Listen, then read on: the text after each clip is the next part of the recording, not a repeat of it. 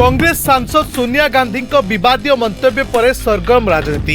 राष्ट्रपति को पोर लेडी कही करथिले ताच्छल्य। प्रधानमंत्री नरेंद्र मोदी देले उचित जवाब। कांग्रेस पुराना अभ्यास दलित एससी एसटी ओबीसी को निम्न चक्षुरे देखिबा। राष्ट्रपति जने आदिवासी होई मध्य तांकर मातृभाषा ओडिया होइथिबा सत्ते से हिंदी रे एक प्रेरणादायी भाषण देइथिले, जहां आमर भविष्यतर आकांक्षा को आच्छादित करिथिला।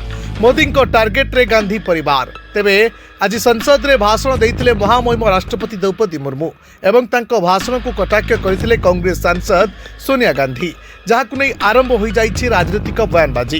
कांग्रेस को बीजेपी पक्षर कड़ा निंदा करा सह प्रधानमंत्री नरेंद्र मोदी मध्य सोनिया को टार्गेट करिसेंती। दिल्ली रो द्वारका रे एक निर्वाचन रैली को संबोधित करने को जाई मोदी कहिसेंती राष्ट्रपति ओडिया होई मध्य हिंदी रे भाषण दैछंती, जहां आम मानक पई अत्यंत प्रेरणादायी। हेले एहाकू कांग्रेस राज परिवार निंदा करिछि।